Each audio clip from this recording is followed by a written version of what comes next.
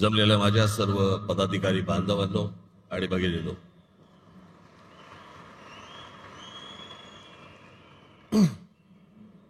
सर्वप्रथम मी आपणा सर्वांना या दिवाळीच्या मनपूर्वक शुभेच्छा देतो.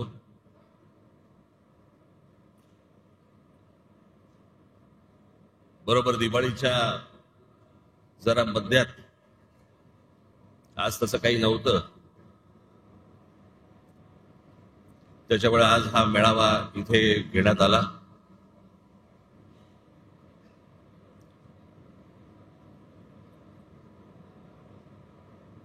हा जरा तातडीचा मेळावा, हा तुम्हाला सर्वांना बोलून घेण्याचा कारण, अरे आवाज मागचा बंद होईल का रे? माझं मलाच ऐकू येतंय. मागचा काय स्पीकर वगैरे बंद करता येईल का? हा, मागचं करते कोण आहे तिकडे? केला? तुम्हाला येतं ना ऐकू?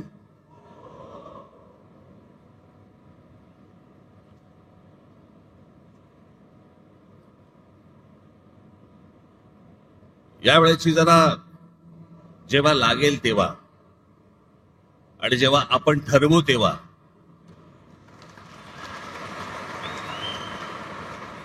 निवडणूक लागेल. ज्या प्रकारचा सगळा गोंधळ सुरू आहे मतदार याद्यांमध्ये,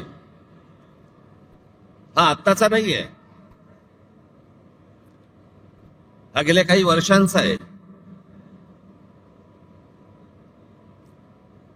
तुम्हाला आठवत असेल तर 2016-17 मी याच्याच विरोधात आवाज उठवला होता. या वोटिंग मशीन आणि मतदार याद्या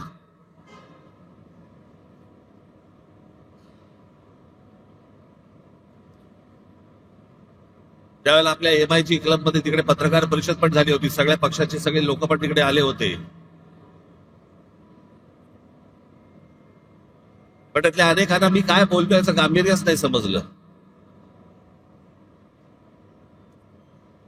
आणि मग ज्या वेळेला प्रत्येकाच्या दरवाजावरती टकटक व्हायला लागली,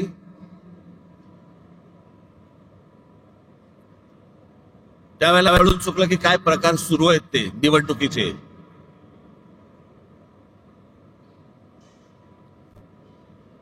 आताही बघा, गेली विधानसभा झाली, 232 आमदार निवडून आले. 232.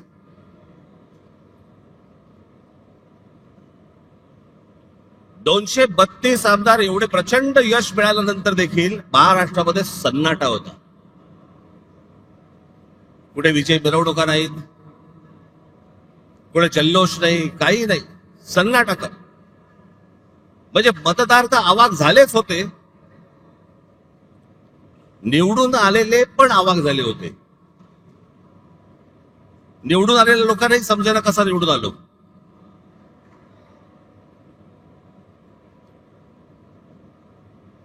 आणि मग सगळ्यांनाच कळलं की कशा प्रकारच्या निवडणुका चालल्यात या देशामध्ये, कशा प्रकारचे विजय प्राप्त होत आहेत, कशा प्रकारचं यश मिळतंय.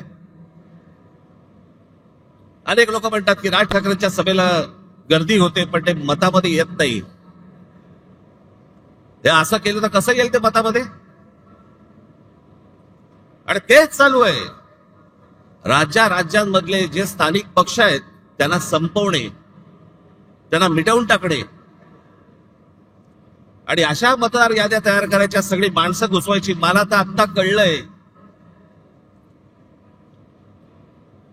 अगदी खात्रीलायकरित्या समजलेली गोष्ट तुम्हाला सांगतो की आत्ताच्या या होणाऱ्या निवडणुकांना त्यांनी 1 जुलैला यादी बंद करून टाकली.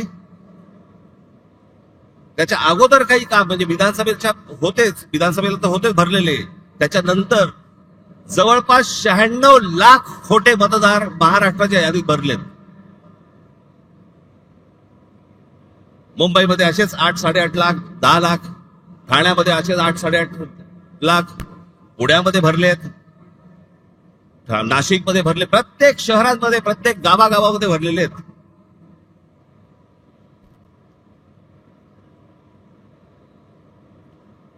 अशा निवडणुका होणार आपल्या देशात. मग कशासाठी प्रचार करायचा, कशासाठी उमेदवारी भरायच्या, कशासाठी निवडणुका लढायच्या, कशासाठी पैसे खर्च करायचे, कशासाठी मतदारांनी रांगेमध्ये उभं राहायचं आणि मतदान करायचं.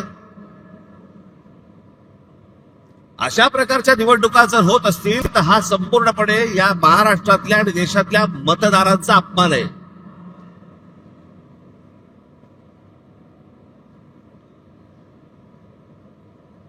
तुम्ही मत द्या नाही तर नका देऊ. मॅच फिक्सिंग झालेलं आहे, मॅच सेट आहे.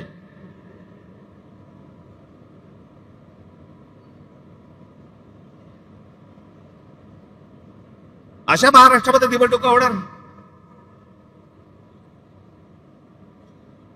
हे कोणत्या प्रकारचं षडयंत्र, ही कोणत्या प्रकारची लोकशाही आहे.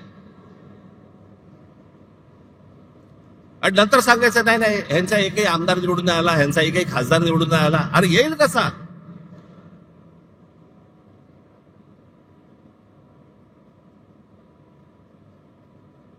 जर मतदार याद्यांमध्ये तुमची गणितच जर समजा सगळी सेट करून ठेवणार असाल, तुम्ही मतदान करा नाही तर नका करू. रिझल्ट अगोदर ठरलेला आहे.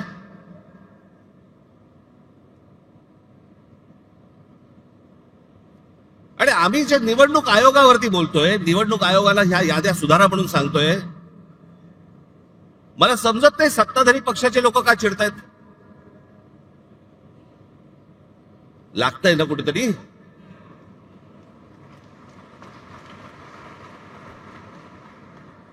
आम्ही निवडणूक आयोगाला प्रश्न विचारले की सत्ताधारी उत्तर देतात.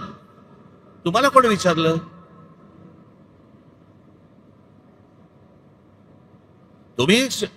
तुम्हाला वाटतंय, तुम्हाला राग येतोय कारण शेण खाऊन ठेवलंय.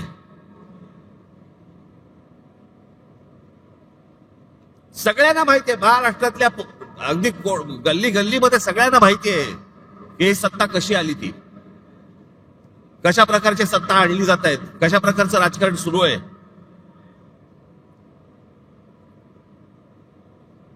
बरं, हीच माणसं ज्यावेळेला विरोधी पक्षामध्ये होती त्यावेळेला आता जे मी बोलतोय तेच गोष्ट बोलत होते. सत्तेमध्ये ज्यावेळेला वेगळे असतात आणि ही आता सत्तेतले ज्यावेळेला विरोधी पक्षामध्ये होते त्यावेळेला काय बोलले. माझ्याकडे एक नरेंद्र मोदींचं माझ्याकडे एक भाषण आहे आसाम मधलं. त्या भाषणाची शेवटची जी 10 सेकंद 15 सेकंद आहेत ना, ते नीट ऐका. लावा. मैं आज सार्वजनिक रूप से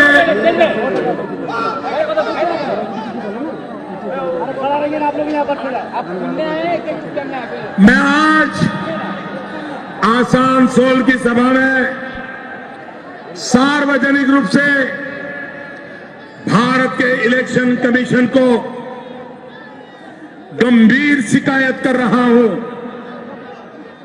और मैं चाहूंगा अगर इलेक्शन कमीशन एक एम्पायर के नाते निष्पक्ष भाव से आने वाले 2 दौर के चुनाव कराने की हिम्मत रखता है तो मेरी बात को इलेक्शन कमीशन ध्यान से सुने. यहां भी इलेक्शन कमीशन के जो प्रतिनिधि होंगे, जो मेरा भाषण टाइप करते होंगे, उनसे भी मेरा आग्रह है कि तुरंत मेरा भाषण इलेक्शन कमीशन को पहुंचाया जाए. इलेक्शन कमीशन अगर गुजरात में शांति से चुनाव होता है वो कोई इलेक्शन कमीशन की क्रेडिट में नहीं जाता है. अगर महाराष्ट्र में गुजरात शांति से चुनाव होता है क्रेडिट इलेक्शन कमीशन को नहीं जाती है. अगर शांति से चुनाव पूर्वी उत्तर प्रदेश में होते हैं, बिहार में होते हैं, बंगाल में होते हैं, कोई रिगिंग नहीं होता, कोई शिकायत नहीं होती, कोई हिंसा नहीं होती, तभी क्रेडिट इलेक्शन कमीशन को जाता है. और मैं गंभीर आरोप लगा रहा हूं, आप इन इलाकों के इलेक्शन में रिगिंग रोकने में विफल गए हैं, हिंसा रोकने में विफल गए हो, झूठे मुकदमे हमारे बाबुल पे लगाए जा रहे हैं. इलेक्शन कमीशन का काम है नागरिकों को प्रोटेक्ट करना। आप अपनी जिम्मेवारी को सही ढंग से निभाएं, इसके लिए मैं आग्रह करता हूं। मैंने उत्तर प्रदेश में भी कहा था, कुछ सीटों के मैंने नाम कहे थे और मैंने कहा था वहां लूट चलने वाली है और इलेक्शन कमीशन कुछ नहीं कर पाया। आज मैं दोबारा कह रहा हूं, इन इलाकों में, बंगाल में, बिहार में, पूर्वी उत्तर प्रदेश में यही होने वाला है। क्या इलेक्शन की जिम्मेवारी नहीं है कि शांतिपूर्ण चुनाव हो, रिगिंग ना हो, मारकाट ना हो? इतना सारा खर्चा हो रहा है, पूरा देश का मशीन आपके हाथ में है, प्रधानमंत्री से भी आपके पास इतने ज्यादा हक है, तो आप करते क्यों नहीं हो? क्या इरादा है आपका?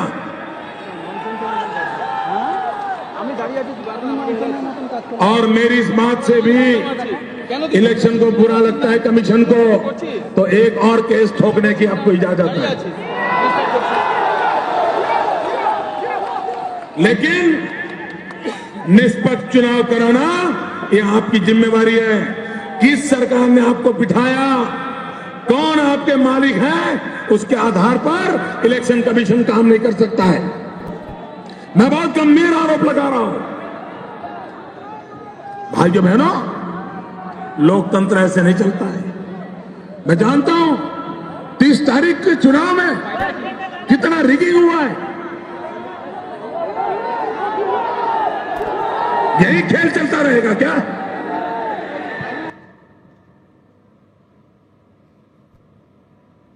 मी काय वेगळं बोलतोय? त्यावेळेला ते गुजरातचे मुख्यमंत्री होते, त्यावेळेस त्यांचं भाषण आहे. आज ते स्वतः पंतप्रधान आहेत. आम्ही काय वेगळं बोलतोय? की सत्ताधाऱ्यांचे, या निवडणूक आयोगाला आम्ही पण तेच सांगतोय, तुम्ही सत्ताधाऱ्यांचे गुलाम नाही आहात.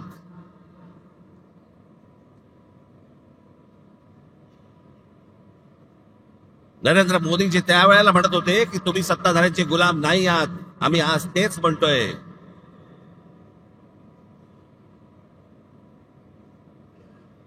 आणि याची हिंमत पर्यंत कुठपर्यंत गेली आता इथे महाराष्ट्रामध्ये? सत्ताधारी पक्षाचा आमदार स्वतः सांगतो की मी माझ्या निवडणुकीला 20,000 मतं बाहेरून आणली. जाहीररित्या भाषणामध्ये बोलतो.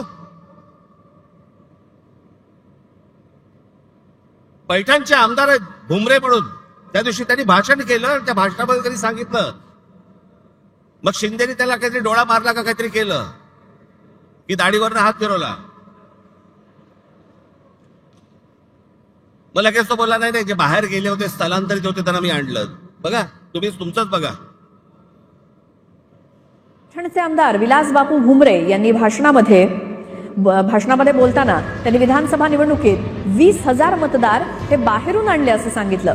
मात्र शिंदे यांनी इशारा करताच विलास भुमरेंनी सारवासारव केली. मतदान बाहेरून आणलं म्हणजेच स्थलांतरित मतदार होते, त्यांना मतदान करण्यासाठी विधानसभेच्या वेळी आणलं असा खुलासा किंवा सारवासारव त्यांनी केली. त्यानंतर सभागृहामध्ये एकच हशा पिकला.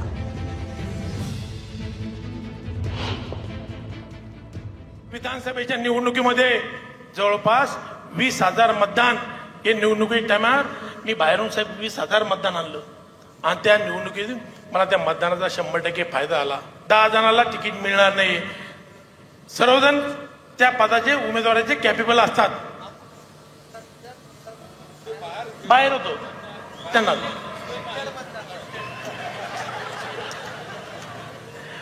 माझ्या मतदारसंघातलं 20,000 मतदान हे बाहेर स्थलांतरित झाले होते. त्या लोकांना मी मतदानाच्या दिवशी घेऊन आलो असेल.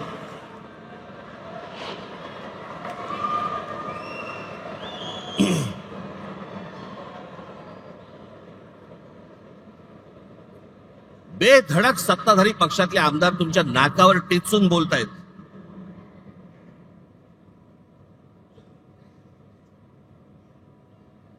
महाराष्ट्रातल्या सगळ्या मतदारांचा अपमान हे भर व्यासपीठावरती करतायत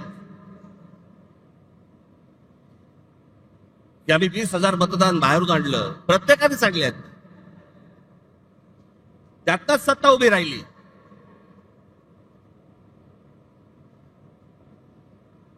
ही त्यांचीच माणसं बोलतायत.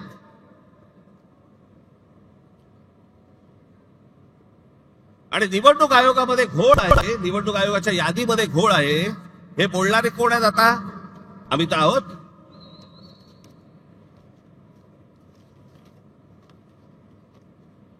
मी अजून 3 व्हिडिओ आणलेत. एक आहे सतीश चव्हाण, अजित पवार गट.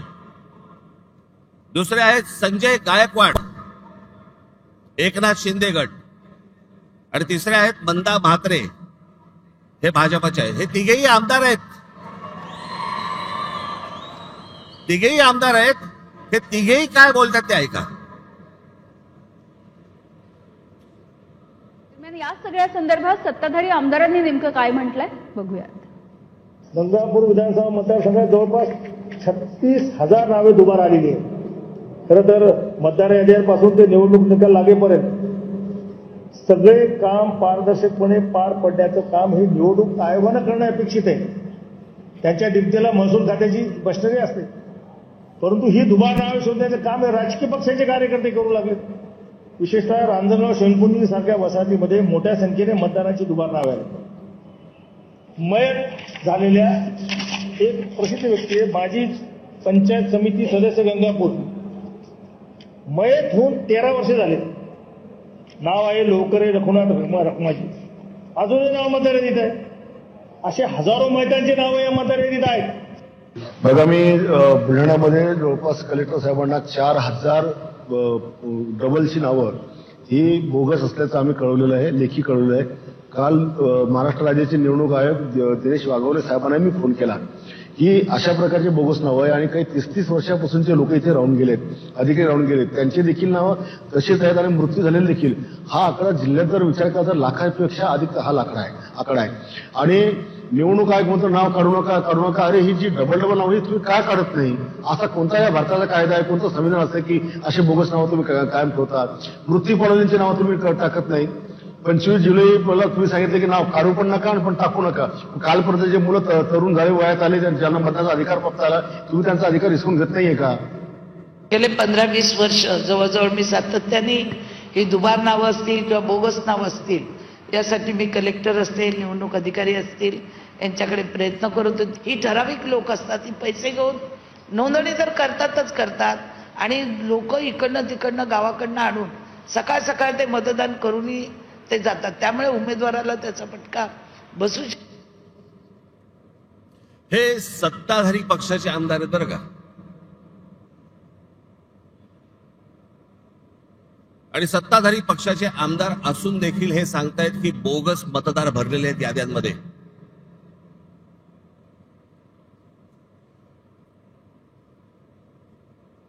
भैया, कोणत्या निवडणुका लागतात? कोणत्या चालू आहेत आपल्याकडे निवडणुका? हे गेल्या 10-12 वर्षामध्ये, 15 वर्षामध्येच का प्रश्न पडले?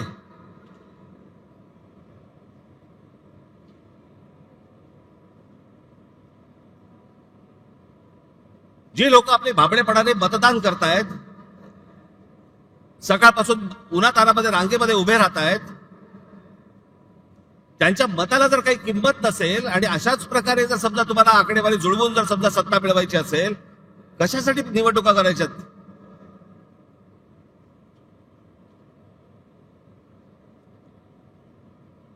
आणि आता पण ह्या ज्या सगळ्या चालू आहेत, आता याच्यावरती मतदारांच्या प्रतिक्रिया काय आहेत? एक फक्त तुमच्यासाठी छोटी गोष्ट आणली, मतदारांच्या प्रतिक्रिया काय आहेत त्या फक्त ऐका. मतदारांच्या प्रतिक्रिया काय ऐकते? मतदाराच्या माणसाला किंमतच नाहीये.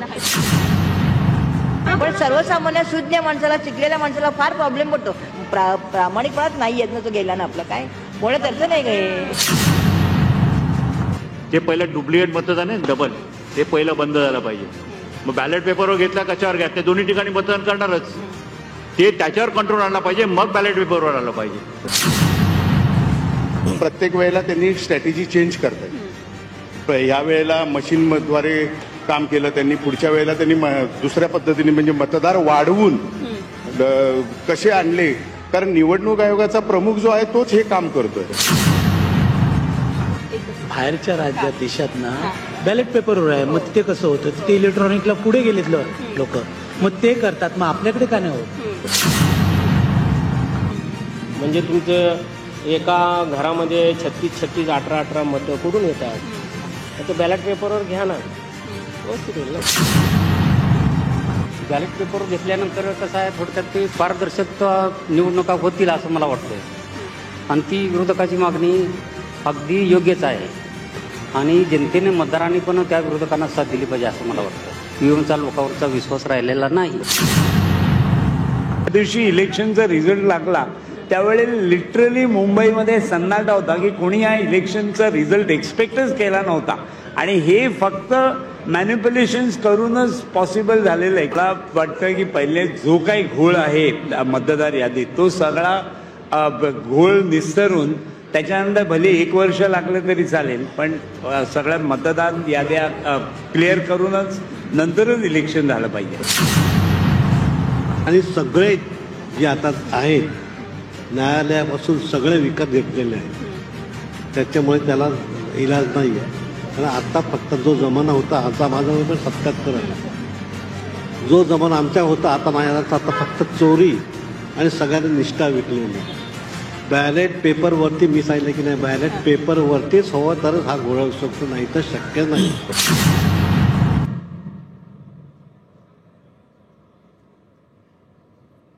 या मतदारांच्या प्रतिक्रिया आहेत.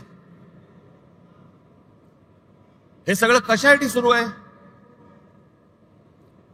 केंद्रातही आम्हीच पाहिजे, राज्यातही आम्हीच पाहिजे, महानगरपालिकेतही आम्हीच पाहिजे, जिल्हा परिषदमध्ये आम्हीच पाहिजे.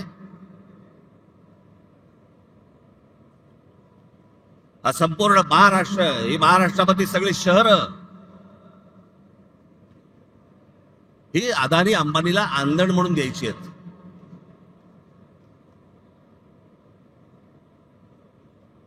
मी मागे तुम्हाला सांगितलं होतं, त्या आपल्या मीरा भाईंदरच्या माझ्या सभेमध्ये मी सांगितलं होतं की काय चालू आहे आता यांचं.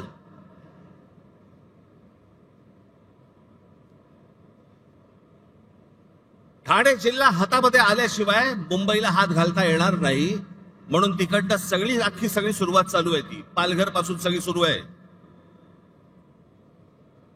तिथे ज्या इमारती उभ्या राहतात त्या इमारतीमध्ये लोक कोण राहतात ते बघा, सगळे गुजरातमध्ये येत आहेत. मी मागे जो विरोध केला होता त्या बुलेट ट्रेनला, तो याचसाठी, तो पट्टा बघा अख्खा, तो भौगोलिक पट्टा बघा तुम्ही. आता तिकडे वाढवण बंदर येत आहे, तिकडे आता विमानतळ येत आहे. इथे एक विमानतळ आता नवीन आलं, आता वाढवणला तिकडे करतायत एक विमानतळ. कोणासाठी, कशासाठी? मला यांचा कळलेला जो प्लान आहे ना, आज हे 100% सगळे सांगणार आहेत नाही म्हणून, असं होणार नाही, आम्ही होऊ देणार नाही, करणार नाही वगैरे सगळे सत्ताधारी सांगतील, पण यांचा प्लान काय तो लक्षात ठेवा.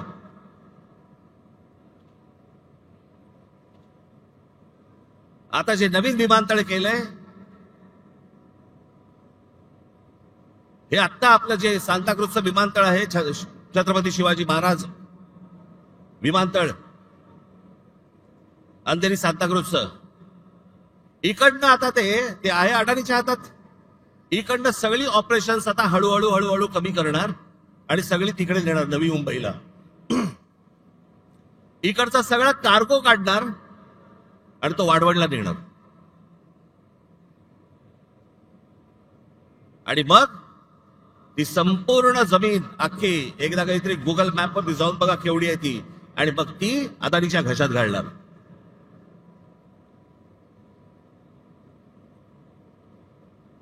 जेवढा जेवढा म्हणून तुमचं अस्तित्व आहे सगळं हे मिटवायला येत आहेत. भारतीय जनता पक्षाला जे मतदान करणारे जे लोक आहेत ना, मराठी सगळे लोक, मला त्यांनाही सांगायचं आहे,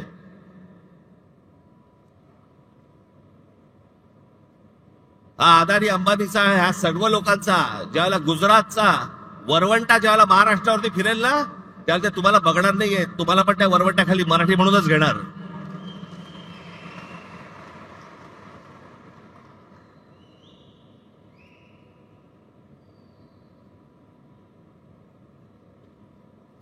सगळ्या गोष्टींमध्ये अदानी.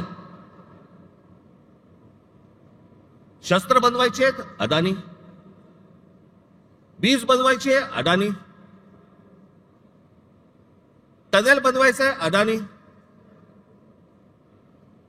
रस्ता बनवायचा आहे अदानी, सगळं अदानी. आता तिकडे ठाण्यामधली एक जागा आहे, हे संपूर्ण हे तुमचं संजय गांधी राष्ट्रीय उद्यान नॅशनल पार्क, या नॅशनल पार्क मधली एक जागा बघितली. तिकडे आता जंगल तोडणार आतलं, हा सगळा भाग येतो तो ठाणे जिल्ह्यामध्ये येतो आणि तिकडे अदानीला पॉवर प्रोजेक्ट काढायचंय. त्याच्यामुळे तिकडचे सगळे आता आदिवासी बिदिवासी सगळे जे लोक आहेत त्यांना हटवणार, तिकडे जंगल तोड करणार आणि पॉवर प्रोजेक्ट टाकणार.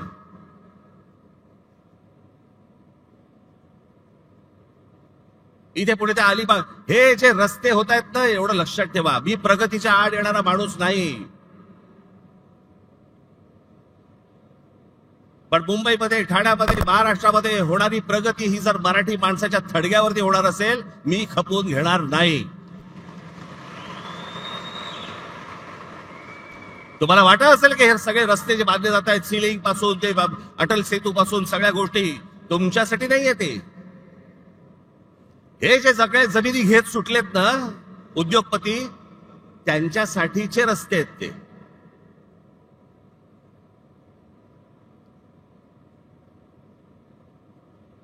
सगळ्या गोष्टींमध्ये हात घाला. नजर पडेल ते पाहिजे मला, जिथे नजर पडेल हे मला पाहिजे, हे मला पाहिजे, हे मला पाहिजे. आणि आमच्याकडे कुंपणच शेत खात आहे. आमचीच मराठी माणसं यांना जमिनी मिळवून देत आहेत.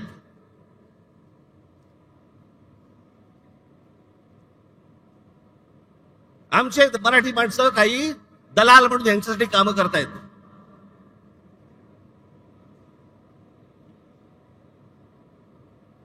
केंद्र तर आहेच हातामध्ये, राज्य तर आहेच हातामध्ये.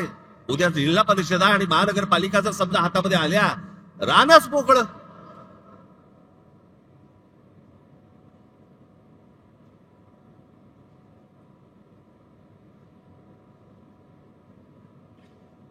हे काही सहज चालू नाहीये, हे सगळं प्लॅन आहे. हे इतक्या वर्षापूर्वीची ज्या सगळ्या गोष्टी आहेत ना, ज्याच्यासाठी संयुक्त महाराष्ट्राचा लढा झाला,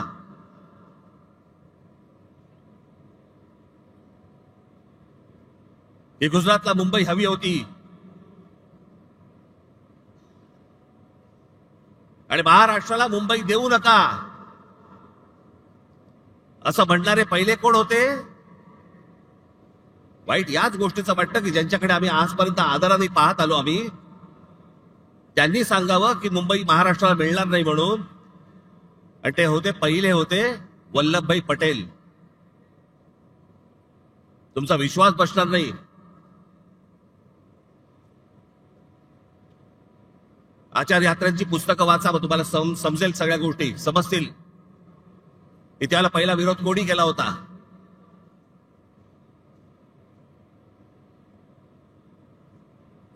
हे आत्ताच नाहीये, हे जुनं आहे. हे आत्ता फक्त सगळ्यांच्या साहाय्याने ते करत येत आहेत आणि त्याच्यासाठी बोगस मतदार भरले जात आहेत, जेणेकरून ह्याच्यातनं सगळे खासदार आमचे, आमदार आमचे, जिल्हा परिषद आमच्या, महानगरपालिका आमच्या, नगरपालिका आमच्या, सगळे एकदा हातामध्ये आलं. तुम्ही काय करणार आहात? नंतर काय करू शकता तुम्ही? नंतर काही नाही. एकदा हाताबंद गेलं, जमीन एकदा हाताबंद गेली, परत येत नाही. आणि जमीन हेच तुमचं अस्तित्व आहे. ते एकदा हाताबंद गेलं, त्याच्यासाठीची ही सगळी रचना आहे. माझ्या महाराष्ट्रातल्या सगळ्या मतदारांना माझी विनंती आहे, सतर्क रहा.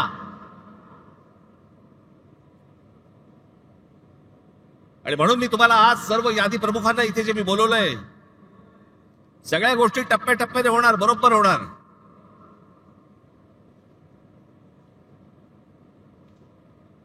मी ज्या सर्व संपूर्ण यादी प्रमुखांना बोलवलंय, मुंबईचे आहेत, ठाण्याचे आहेत, कल्याण डोंबिवलीचे आहेत, नवी मुंबईचे आहेत, मीरा भाईंदरचे आहेत, घराघरामध्ये जा. माझी मतदारांनाही माझी विनंती आहे की आमचे लोक ज्यावेळेला येतील, इतर सहयोगी पक्षांचे पण लोक ज्यावेळेला येतील, त्यांना सहकार्य करा. एका घरामध्ये 800 माणसं भरली जात आहेत, नावं दिली जात आहेत. 700 माणसं, 800 माणसं, 1000 माणसं, 500 माणसं, जे मतदार नाही आहेत. पण अशी सगळी खोटी नावं भरून हे निवडणुकांना सामोरं जायचं म्हणतायत.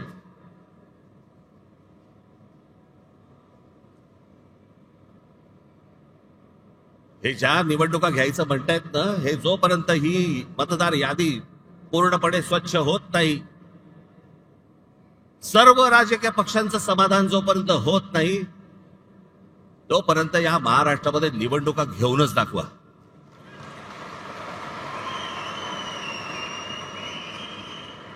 या महाराष्ट्रातल्या निवडणुका शांततेने पार पाडायच्या असतील, पहिली ती मतदार यादी स्वच्छ करा. जो मतदार आहे त्याचा आदर करा. जो खरा मतदार आहे त्याला मतदान करू द्यात. कोण सत्तेवरती येईल आणि कोण पराभूत होईल याच्याशी मला कर्तव्य नाही, पण जे मतदान होईल ते खरं होईल, या दृष्टिकोनात निवडणुका झाल्या पाहिजेत.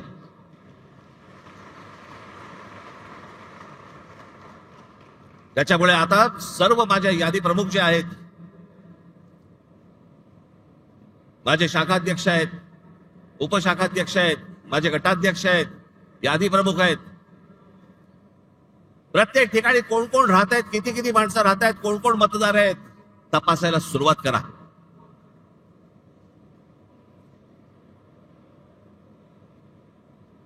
हे जे या लोकांनी शेड खाऊन ठेवलं ना, सगळ्या गोष्टी बाहेर येतील, बरोबर बाहेर येतील. येतातच आहेत, सगळेजण आणतातच आहेत.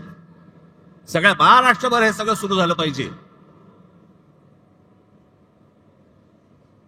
आणि फक्त आपल्याच पक्षासाठी नाही म्हणत मी, इतर पक्षांनी देखील प्रत्येक घराघरामध्ये गेलं पाहिजे, तपासलं पाहिजे. आणि निवडणूक आयोगाला आमचं सांगणं आहे की हे जोपर्यंत स्वच्छ होत नाही तोपर्यंत निवडणुका तुम्ही घेऊ नका. महाराष्ट्रामध्ये निवडणुका घेऊ नका. आधीच 5 वर्ष झाली आहेत त्या सगळ्या निवडणुका होऊन, अजून 1 वर्ष गेलं तरी चालेल, पण निवडणुका त्याच्याशिवाय होता कामा नयेत या महाराष्ट्रात. ह्याची जी सगळी घाई सुरू आहे ना, ती घाई याच्यासाठी सुरू आहे, कारण ह्यांनी सगळं जमवलेलं आहे गणित.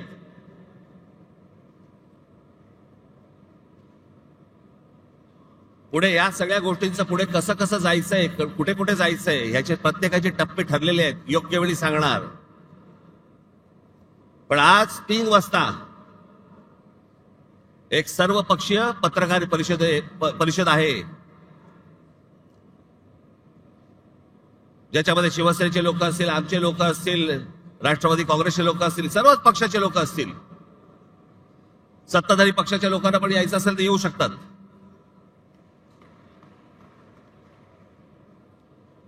आणि पुढचा कार्यक्रम काय आहे हे आज 3 वाजता तुम्हाला सांगण्यात येईल. त्याची प्रतीक्षा करा आणि तयारीला लागा.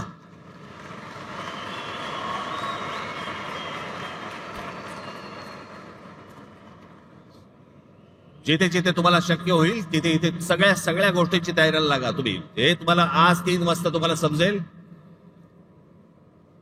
ही पत्रकार परिषद होईल त्यावेळेला. पण आज तुम्ही इकडे जण आलाय, मला फक्त आपल्याला एवढंच सांगायचं आहे की कशासाठी काय चालू आहे षडयंत्र ते सर्वांनी ओळखा आणि मतदार याद्यांवरती जोरात कामाला लागा, एवढंच सांगण्यासाठी म्हणून मी आज आपल्या सर्वांसमोर मी इथे आलोय. जाताना सर्वजण नीट जा आणि घराघरापर्यंत, नागरिकांपर्यंत प्रत्येकाकडे पोचा. ज्याला जाल त्याला नम्रपणे जा, शांतपणे जा, त्यांची विचारपूस करा आणि सगळ्या गोष्टी या तुम्ही तुमच्याकडे कागदावरती लिहून काढल्या पाहिजेत. एवढंच सांगण्यासाठी म्हणून मी आज आलो. दिवाळीच्या मध्यात तुम्हाला बोलवलं त्याबद्दल दिलगिरी, परंतु आपण आलात त्याबद्दल मी आपला सर्वांचे आभार मानतो. धन्यवाद. जय हिंद, जय महाराष्ट्र.